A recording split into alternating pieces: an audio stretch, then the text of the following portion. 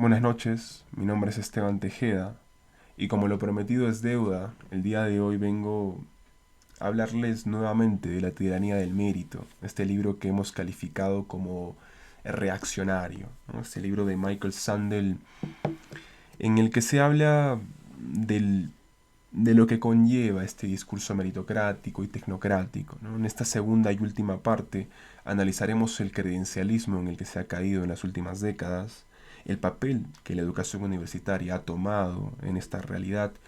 Ahondaremos un poco más en las implicaciones que tiene este discurso triunfalista del mérito y esbozaremos un tipo de remedio que Sandel nos propone en sus conclusiones, ¿no? Quizás como un punto de partida para cambiar la realidad o proyectarnos hacia el futuro que deseamos construir como nación, como sociedad, como especie.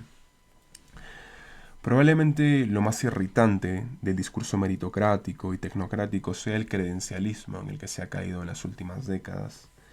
Yo estoy de acuerdo con Sandel por muy distintas razones. Yo parto de una realidad nacional completamente distinta, ¿no? La educación universitaria en el Perú no es igual que en Estados Unidos. El credencialismo creo que tiene otras connotaciones que tocaremos más adelante. Pero de igual forma, creo que la educación universitaria hoy en día ostenta un papel protagónico y discriminador que menoscaba el tejido social y que pervierte, a fin de cuentas, nuestra percepción del trabajo, de la clase trabajadora. Hoy en día las credenciales meritocráticas son credenciales educativas o intelectuales.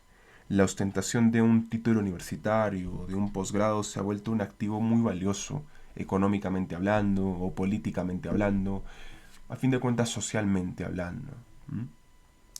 Ciertamente los títulos acreditan cierta formación o especialización en una materia determinada, lo que es conveniente para el mercado y también para el aparato estatal cuando hablamos de eficiencia, pero ha llegado a tal punto su exigencia que se ha convertido en un fundamento de valor generalizado que se usa a veces como medidor de aptitudes morales, lo que es muy erróneo, ¿no? Poseer un posgrado, un doctorado, una maestría en la universidad que sea, no te hace buena persona.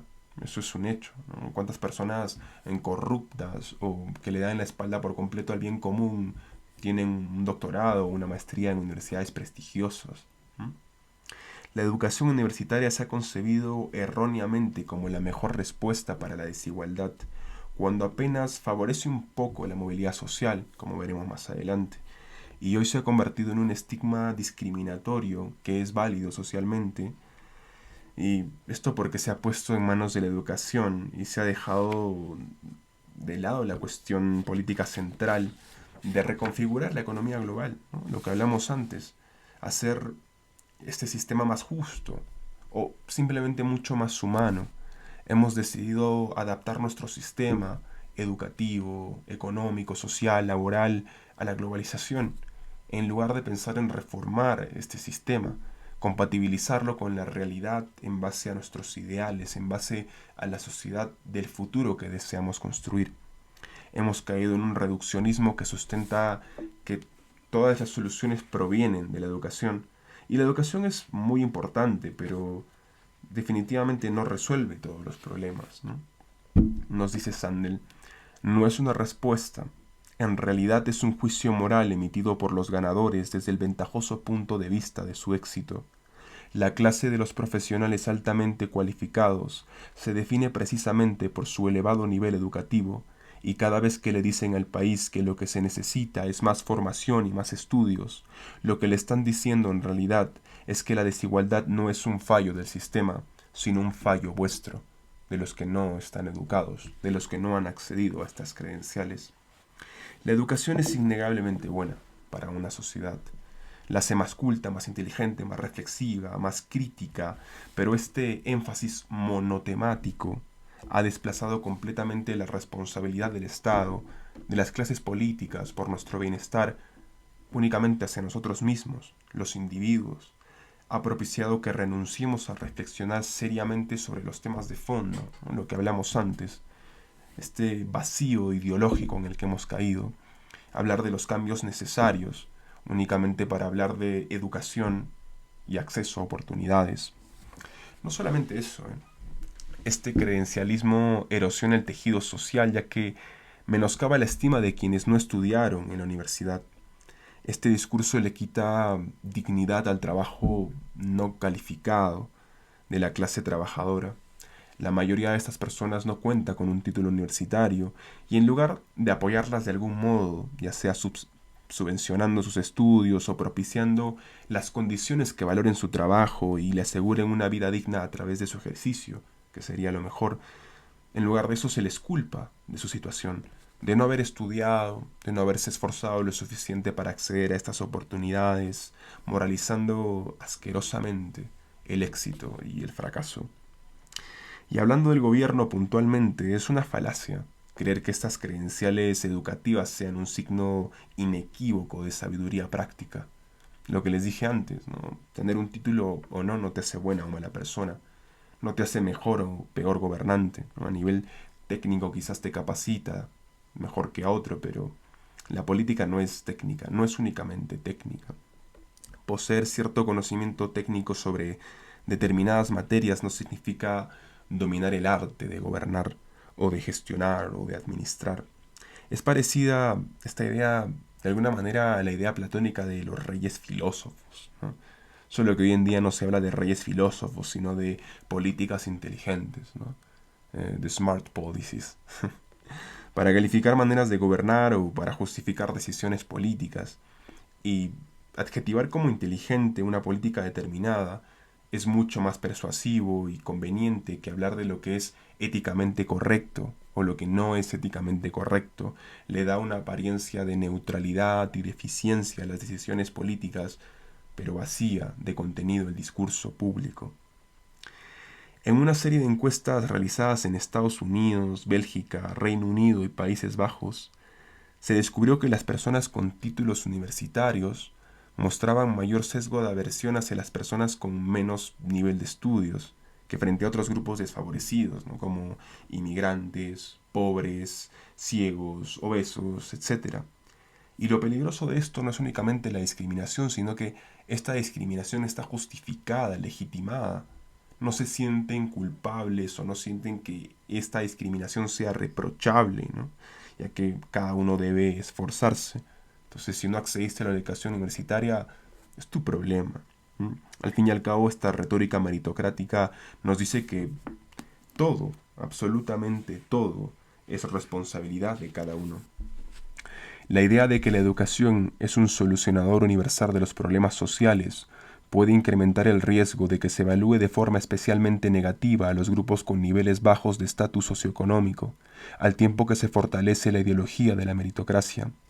Esto hace que la gente esté más dispuesta a aceptar la desigualdad y se sienta más proclive a creer que el éxito es un reflejo del mérito. Si la educación es considerada una responsabilidad propia del individuo, entonces es probable que las personas sean menos críticas con la desigualdad social que nace de las diferencias de nivel educativo. Si la percepción dominante es que los resultados que las personas obtienen en el sistema educativo son básicamente merecidos, entonces también se considerarán merecidas las consecuencias de esos resultados. Como vemos, la ideología meritocrática es una elaborada justificación del status quo que justamente ha madurado junto a este sistema. Hay que ver cómo unos pocos, quienes poseen estas credenciales, gobiernan al resto que no. Los porcentajes de representantes políticos provenientes de la clase trabajadora son cada vez más bajos. Esto no solamente en Estados Unidos, esto es algo que se ve en todo el mundo.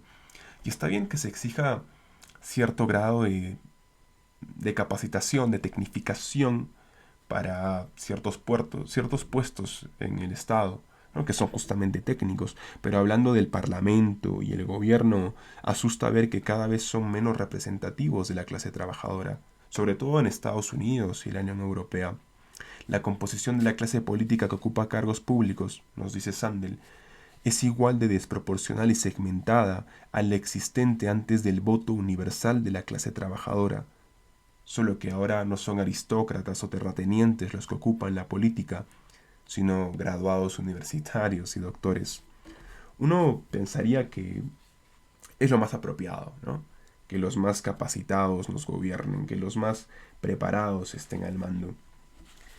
Pero gobernar bien requiere de sabiduría práctica y virtud cívica, es decir, de las aptitudes necesarias para deliberar sobre el bien común y tratar de hacerlo realidad. No obstante, ninguna de esas capacidades es fomentada particularmente bien en la mayoría de las universidades actuales, ni siquiera en las que gozan de mayor reputación.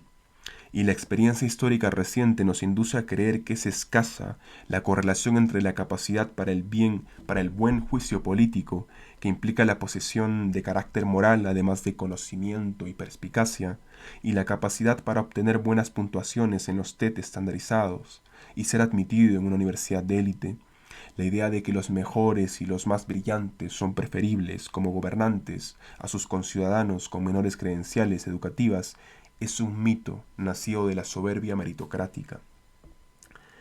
Bajo este discurso, el nivel de estudios ha pasado a ser el factor más decisivo de segmentación política.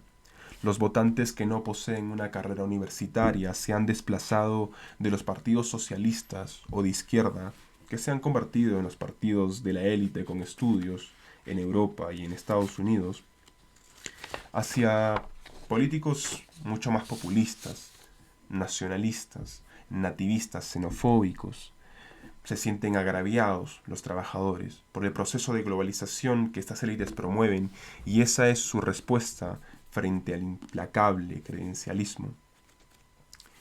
Y es que este credencialismo es corrosivo, ¿no? Construir una ideología alrededor de la idea de que un título universitario es una condición necesaria para tener un trabajo digno y estima social es algo que termina ejerciendo un efecto corrosivo en la vida democrática. Devalúa las contribuciones de quienes carecen de un diploma superior, alimenta el prejuicio contra los miembros con menos estudios de una sociedad, excluye en la práctica del sistema de gobierno representativo a la mayoría de la población trabajadora y suscita una fuerte reacción política adversa. La idea del éxito meritocrático también desplaza la conciencia del privilegio aristocrático, ¿no? Por una sensación de logro personal. Esta posesión de credenciales se hace con orgullo y ya no se habla de una vergüenza aristocrática que ha sido heredada de los padres, ¿no? Ahora uno estudia, es maestro, doctor en diversas materias y siente que merece el lugar en el que está. La dicha, el éxito que tiene, ser rico o ser pobre, está éticamente mejor justificado, muchísimo mejor justificado éticamente en una meritocracia que en una aristocracia, aunque quizás los sistemas se parezcan bastante. Antes, por lo menos, la conciencia de la arbitrariedad moral del orden aristocrático moderaba la autoestima entre los ricos y los pobres. Los ricos sabían ser herederos de ciertos privilegios y los pobres sabían ser herederos también de ciertas desventajas. El trabajador se decía a sí mismo: este soy yo, un trabajador. ¿Por qué soy esto? ¿Es que no valgo para otra cosa? Por supuesto que sí. Si me hubieran dado una oportunidad en condiciones, bien que lo habría demostrado. Un médico, un cervecero, un prelado, podría haber hecho cualquier cosa. Nunca tuve la posibilidad, y por eso soy un trabajador, pero no creo que en el fondo sea peor que nadie. Hoy, en cambio, todas las personas, por humilde que sea su situación, saben que disponen de toda clase de oportunidades, o eso es lo que nos hacen creer. No las obliga eso a admitir que su estatus es inferior, no como en el pasado, es decir, no porque las hayan privado de oportunidades, sino porque realmente son inferiores. Por primera vez en la historia humana, el hombre que está en situación inferior no dispone de una fortaleza en la que refugiar su autoestima. Hay que preguntarse si esta ideología meritocrática realmente fomenta la construcción de una sociedad justa y buena. Pensemos en una sociedad perfectamente meritocrática, donde absolutamente todos los ciudadanos tienen las mismas oportunidades de ascender según su talento y su esfuerzo, es decir, con un grado de movilidad perfecto, donde generalmente llegamos a ser lo que merecemos ser. ya que lo que le importa a una meritocracia es que todo el mundo disfrute de idénticas oportunidades de subir la escalera del éxito. Nada dice sobre los distantes que deben estar entre sí los escalones. El ideal meritocrático no es un remedio contra la desigualdad, es más bien una justificación de esta. Por sí mismo esto no puede considerarse un argumento contra la meritocracia, pero hace que nos plantemos una pregunta. ¿Está justificada la desigualdad fruto de la competencia meritocrática? Entonces, ¿es justo que nuestros talentos o aptitudes naturales condicionen nuestro reconocimiento social y, en última instancia, nuestro destino, nuestro posicionamiento? La predisposición natural y social, las condiciones en las cuales nacemos, no son una suerte de lotería genética o, si uno cree en un ser superior, una condición o bendición divina. ¿Y qué tan importante es realmente el esfuerzo y la voluntad? ¿Qué tan lejos realmente nos llevan? Porque la meritocracia se fundamenta en una tesis que magnifica la libertad humana, la ilusión de ser completamente dueños de nuestros destinos. Sometido a estas interrogantes, a este examen acucioso, el ideal meritocrático parece éticamente defectuoso, ¿verdad? Ya que ignora por completo la arbitrariedad moral del talento y exagera de sobremanera la significación moral del esfuerzo. Frente a ello, ¿qué opciones tenemos? Sandel nos presenta dos posturas liberales difundidas ampliamente. El liberalismo de libre mercado, por un lado, que algunos han llamado neoliberalismo, y el liberalismo de estado de bienestar, que Sandel denomina liberalismo igualitario. Explicaremos ambas y veremos por qué bajo la perspectiva de nuestro autor, de Sandel, ninguna ofrece una teoría robusta del bien común que describa correctamente o justifique la realidad o que implique un ideal por el que vale la pena luchar para él. Friedrich Hayek, fundador del liberalismo de libre mercado, afirma que la única igualdad compatible con la libertad es la igualdad formal frente a la ley y frente al Estado, la igualdad negativa, el trato igualitario que el aparato político nos debe a todos como ciudadanos. Igualar el terreno de juego para Hayek no es un proyecto realista, sino uno coercitivo y opresivo. Manipular los muchísimos factores familiares y sociales que intervienen en el desarrollo de un individuo presupone una invasión inaceptable en el proyecto de vida de las personas. Uno podría pensar que bajo este pensamiento Hayek justificaba moralmente la desigualdad. Sin embargo, Hayek también sostuvo que los resultados del mercado no son premios a los méritos de sus agentes, sino simplemente el reflejo del valor que los consumidores asignan a sus mercancías o servicios, donde la moral es una condición completamente contingente que poco o nada interviene. Es una distinción clave y significativa, la distinción entre valor de mercado y mérito o estima social.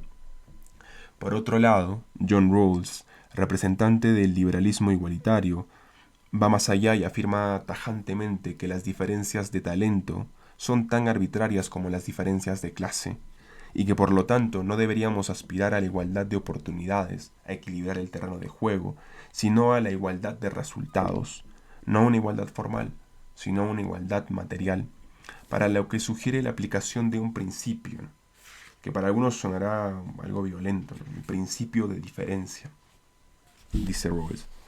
El principio de diferencia representa, en efecto, el acuerdo de considerar la distribución de talentos naturales en ciertos aspectos como un acervo común y de participar en los beneficios de esta distribución cualesquiera que sean. Aquellos que han sido favorecidos por la naturaleza, quienesquiera que sean, pueden obtener provecho de su buena suerte solo en la medida en que mejoren la situación de los no favorecidos. La sociedad debería estar configurada de modo tal que estas contingencias funcionen en favor de los menos afortunados. Así consideramos nuestra suerte, nuestro destino como universal, como algo común y nuestra genética como un acervo comunitario. Es una posición bastante idealista, difícilmente aplicable, pero una vez más valiosa para la construcción de un ideal que impulse a nuestra sociedad que tenga como norte real el bien común. Coincide con Hayek en la arbitrariedad moral del talento y justifica, va un poco más allá y justifica la aplicación de un sistema fiscal redistributivo de los beneficios que provocan dichos talentos. Pero, según Sandel, fracasa a la hora de proporcionar un sentido de comunidad adecuado para la solidaridad que sus principios exigen, ¿no? ¿Por qué Messi, que es talentosísimo, va a contribuir o va a participar del bien común? ¿No? ¿Por qué? No en forma de donativo, ¿no? Pero sí me entienden, ¿no? Messi nació con un don innegable para jugar al fútbol y ahora goza de una riqueza incalculable por- aprovechando ese don. ¿Y qué sistema moral o social lo compele a él para beneficiarnos a todos de esa riqueza, de esos beneficios, ¿no? Más allá de quizás ciertas donaciones o acciones de una persona más solidaria que otra, ¿no? Debemos entender que la retribución económica no refleja el mérito ni la virtud de las personas, eso es fundamental, sino que únicamente nos da el valor de mercado, ¿no? Su capacidad de satisfacer necesidades, básicamente. Suponer que este valor es un indicador fiable de su contribución social es completamente absurdo, ya que como bien señala Frank Knight, un sociólogo británico que Sandel cita, no podemos aceptar la satisfacción de deseos como criterio definitivo del valor, porque en realidad no consideramos nuestros deseos como algo definitivo. En vez de conformarnos con la idea de que sobre gustos no hay nada escrito, discutimos sobre ellos más que sobre ninguna otra cosa. Nuestro problema más difícil a la hora de la valoración es la evaluación de nuestros deseos mismos, y de todos ellos el más problemático es el deseo de tener los deseos correctos. Desde un punto de vista ético, hay que revisar los deseos que satisfacemos, ¿no? Nye sostiene además que los deseos que un sistema económico trata de satisfacer mediante su funcionamiento los genera en gran medida el funcionamiento mismo del sistema. El orden económico no satisface simplemente la demanda preexistente. Su actividad se extiende al terreno de la formación y hasta de la transformación radical, cuando no directamente de la creación de los deseos mismos. Toda evaluación ética de un sistema económico debe tener en cuenta, pues, la clase de deseos que tiende a generar o nutrir, y que no sólo su eficiencia a la hora de satisfacer los deseos existentes en un momento dado. Desde un punto de vista ético, como mencionábamos, la creación de los deseos moralmente correctos es mucho más importante que la pura satisfacción de cualesquiera deseos, por lo que tiene mucho más valor social revisar el estatus moral de los fines a los que el mercado sirve, y no simplemente adaptarse a estos y tratar de sacarles el mayor provecho. Ese es el problema del discurso meritocrático, y una de las razones por las que el orden liberal contemporáneo se encuentra en crisis.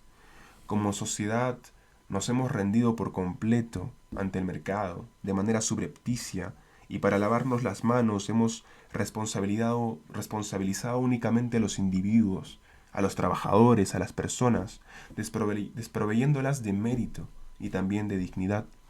Ese enfermizo individualismo propugnado desde la élite política, ciego, completamente ciego a las condiciones reales del mundo y a la sociedad que desea gobernar, ha generado el descontento popular de nuestros días.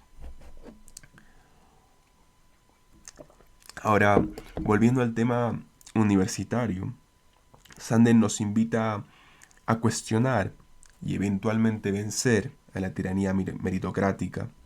Esto no significa que el mérito deje de ser un factor importante en la asignación de roles y trabajos, sino que debemos reconsiderar nuestro modo de concebir el éxito y cuestionar las desigualdades de riqueza y estima social que en el fondo justifican. Sandel nos invita a iniciar dicho cuestionamiento por la educación superior, ya que, impulsada por la ideología meritocrática, la educación universitaria se ha convertido en una máquina clasificadora, que por un lado promete movilidad social basada en el mérito, pero que realmente afianza los privilegios de una clase determinada, Las universidades, sobre todo las de élite, como las de la Ivy League que mencionamos previamente, de Estados Unidos, otorgan las credenciales que determinan el acceso a los empleos bien remunerados y a los puestos de prestigio. ¿Y quiénes acceden normalmente a esas universidades?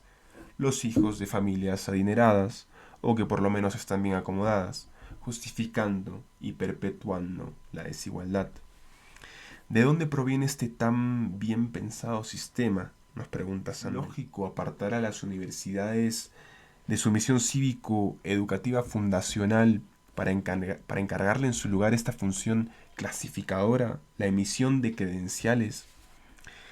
Este sistema es injusto, de primeras, ¿no? Para quienes carecen de las ventajas mínimas para acceder a este sistema, y también es opresivo para los jóvenes que acceden y se encuentran atrapados en la maquinaria. Esta ideología meritocrática ha fomentado una crianza completamente invasiva por parte de los padres, ambiciosa y orientada indefectiblemente hacia el éxito. La crianza se ha convertido en una especie de desarrollo de producto, una muestra del salvaje afianzamiento del capitalismo en la vida social en general. Es el fruto del imperativo meritocrático, ¿no? La incesante presión por lograr algo, por ser exitoso, por tener dinero, tener cosas. El mensaje es imborrable.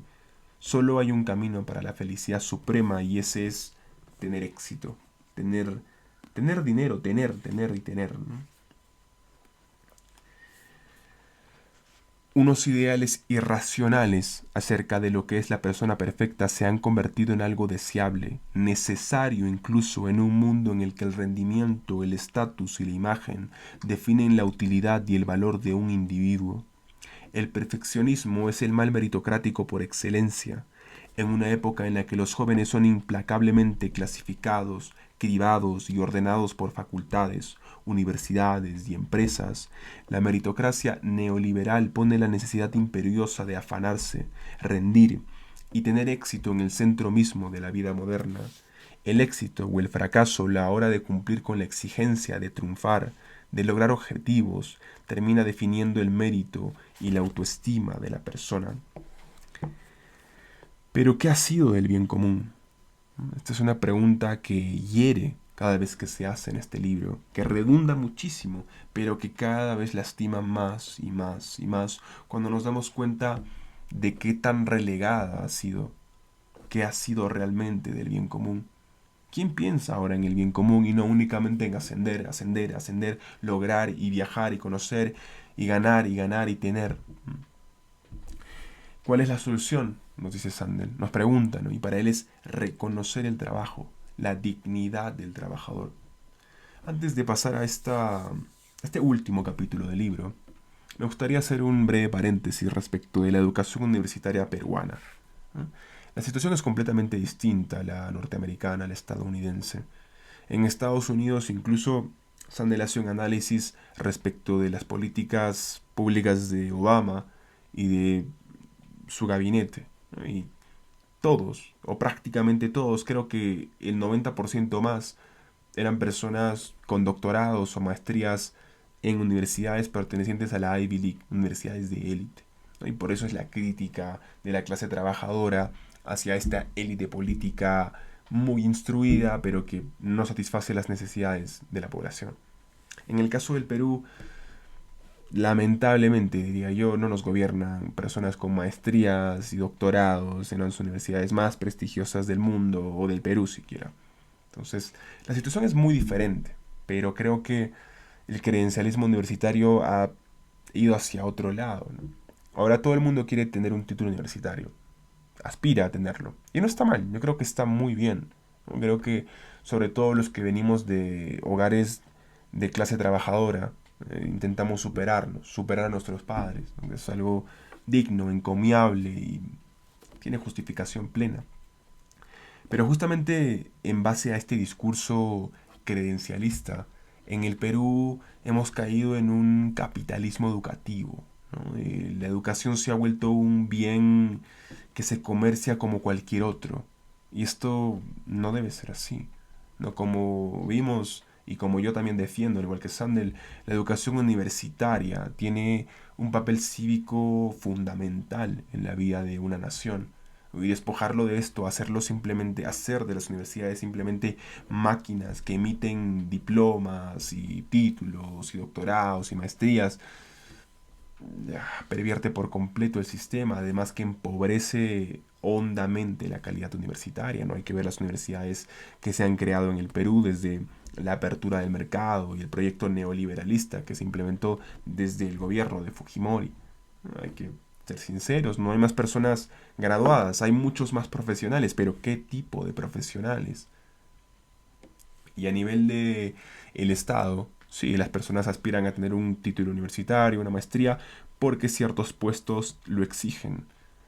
Pero se contentan con tener una maestría trucha, bamba, chicha, ¿no? En la universidad eh, más fácil, ¿no? En la que el Turnitin no existe o en la que se pueden plagiar las tesis y no pasa nada. ¿Entienden? Conocemos a nuestros políticos, a nuestros jueces, fiscales, a las autoridades a fin de cuentas, ¿no? Entonces creo que es diferente el caso norteamericano, muy diferente, pero en esencia el discurso credencialista es igual de nocivo. ¿Mm? Habiendo hecho este pequeño paréntesis, culminaremos el análisis de este libro con el último capítulo, las conclusiones también. Sandel nos dice que reconocer el trabajo, ¿no? Lo primordial es dignificar nuevamente el trabajo, al trabajador. El empleo no es solo un modo de ganarse la vida, sino fundamentalmente una fuente de reconocimiento y estima social. La clasificación social promovida por la meritocracia y la muy arraigada idea de que lo que cobramos refleja nuestra contribución social o nuestro valor social socava profundamente dicho reconocimiento y debilita, destruye la cohesión social, generando rechazo por un lado y mucho resentimiento por otro. Este resentimiento, como vimos, se mezcla con ideas extremistas, ¿no? Como el racismo, el nacionalismo, la xenofobia, pero reducir esta sensación, esta afrenta a las ideologías nacionalistas, racistas, xenofóbicas, es un peligroso consuelo intelectual, dice Sandel. Más bien se trata en el fondo de un desplazamiento sociocultural de la clase media, sobre todo aquí en Estados Unidos, no antes compuesta únicamente por hombres blancos. Es interesante darle un vistazo a esto. Nos dice Sandel, tras la irrupción histórica del movimiento de los derechos civiles, la segregación racial sobre la que sustentaba ese perverso subsidio salarial psicológico menguó abruptamente, lo que dejó a los blancos pobres sin el consuelo de saber que había otros que estaban peor y a los que se menospreciaba más que a ellos. La élite liberal, que se cree moralmente justificada para sentirse asqueada por el racismo blanco de clase baja, hace bien en condenar las actitudes racistas, pero no se da cuenta de hasta qué punto es hiriente atribuir una situación de privilegio blanco a unos hombres y mujeres blancos de clase obrera desposeídos de ese poder. Ignora la dificultad de estos para ganarse el honor y el reconocimiento en un orden meritocrático que muestra muy escasa consideración por las destrezas que estas personas ofrecen. Y así, de alguna manera, en el resto del mundo, ¿no? La apertura que trajo la globalización consigo ha hecho mucho más competitivas las sociedades, muchísimo más competitivas, más uniformes, aburridas y serviles también, pero por sobre todo más competitivas. Y la clase trabajadora que de algún modo ya se sentía desfavorecida debe lidiar con la sensación de que grupos antes discriminados aparentemente se colaron en la fila del progreso, ¿no?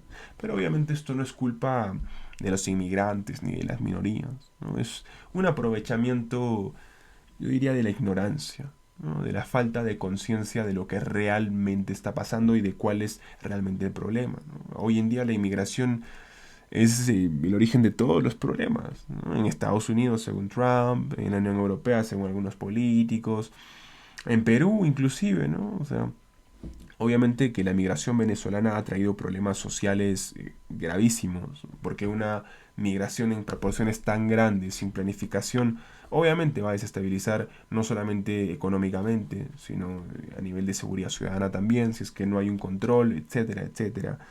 Pero no es el origen de los problemas. Definitivamente, no. Son las condiciones estructurales, siempre, siempre.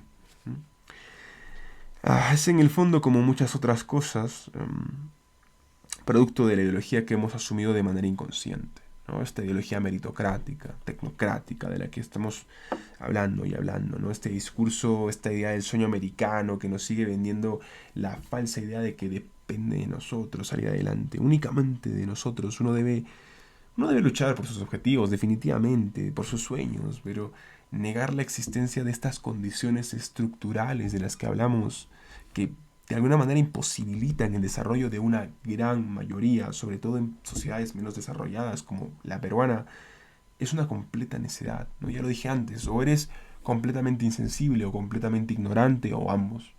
No hay de otra, ¿no? O sea, ese discurso de que el pobre es pobre porque quiere, ¿no? Todos podemos ser de la pobreza. Hay que ser muy ignorante, muy insensible o muy ignorante e insensible. Creo que ambos.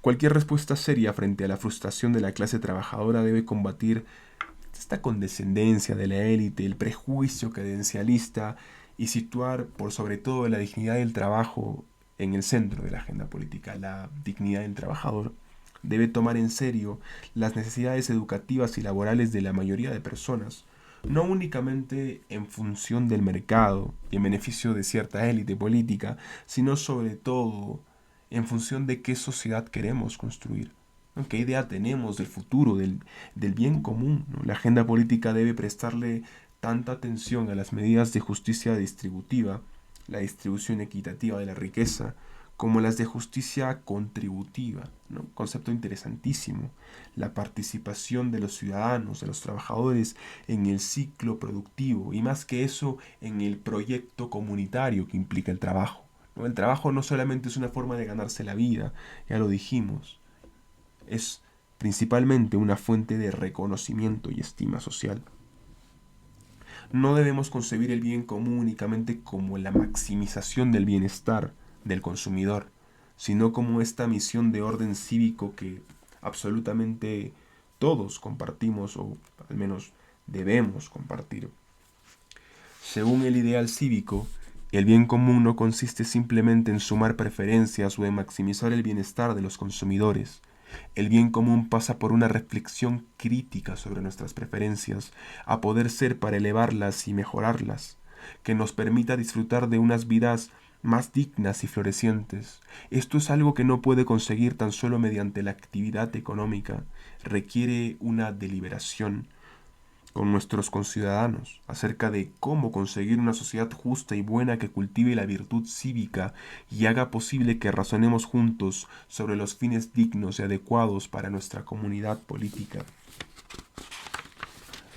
Porque, ¿qué se considera que es una contribución verdaderamente valiosa al bien común?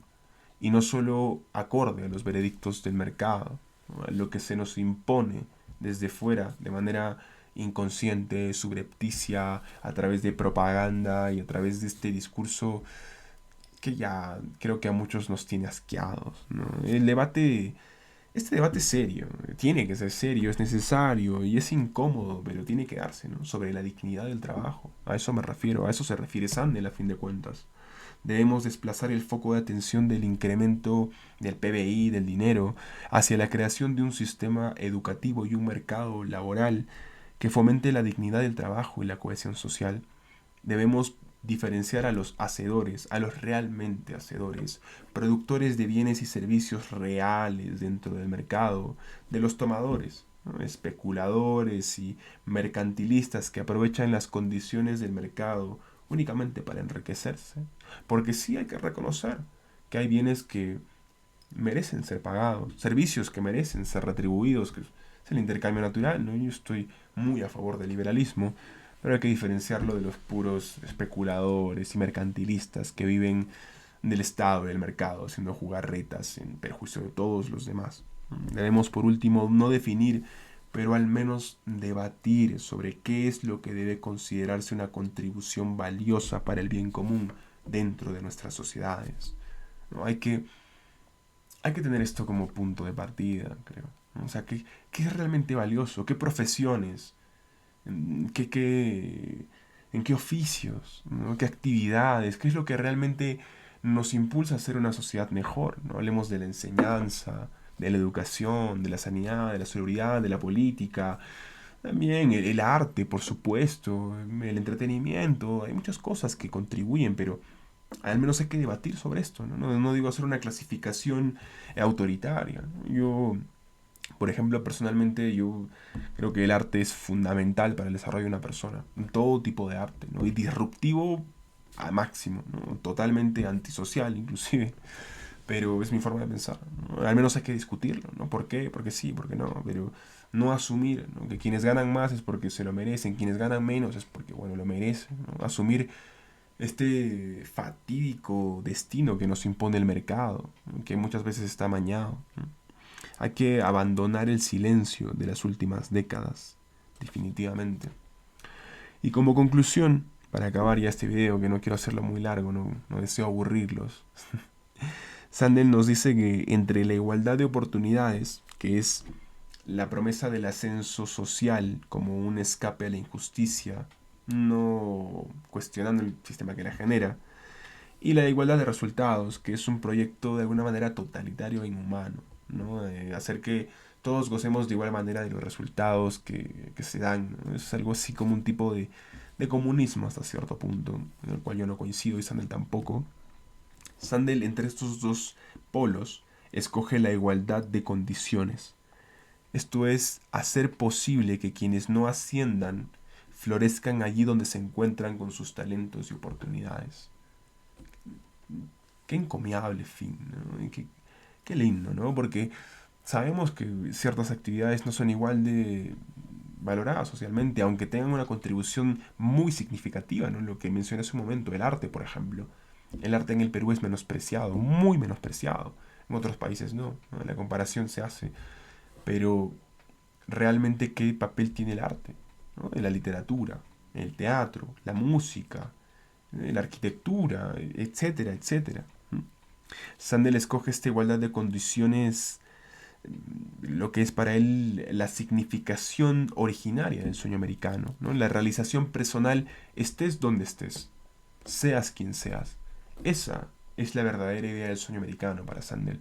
No es que vas a lograr ascender hasta lo más alto posible según tu talento y tu capacidad y tu esfuerzo, sino que con el talento que tengas, ahí donde estés, puedas florecer, puedas vivir una vida digna, tranquila, alimentar a tu familia, darte un viaje quizás, vivir plácidamente, contribuir socialmente, a fin de cuentas sentirte parte del proyecto comunitario. La humildad, ¿no? A reconocerse parte de un grupo social, de una comunidad a la que no solamente puedo, sino a la que debo necesariamente contribuir. No somos seres hechos a sí mismos ni autosuficientes. Somos afortunados por hallarnos en una sociedad que premia nuestros talentos particulares, no merecedores de ello.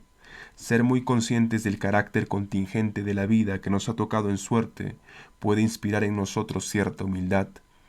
Yo también estaría así, de no ser porque Dios o la casualidad no lo han querido. Esa humildad es el punto de partida del camino de vuelta desde la dura ética del éxito que hoy nos separa. Es una humildad que nos encamina más allá de la tiranía del mérito, hacia una vida pública con menos rencores y mucha más generosidad. Ese es el primer paso hacia el bien común. Generosidad y no tanto individualismo. Y con eso me despido. Muchas gracias por quedarse hasta el final. Y, ¿por qué no? Un like, suscríbanse. Voy a tratar de subir muchos más videos. Los quiero mucho y lo explico. En el caso norteamericano, la reforma educativa que hizo de las universidades de élite instituciones meritocráticas encargadas de reclutar y formar a los estudiantes supuestamente más talentosos nació en los años 40, de la mano de James Bryan Conant, entonces rector de la Universidad de Harvard.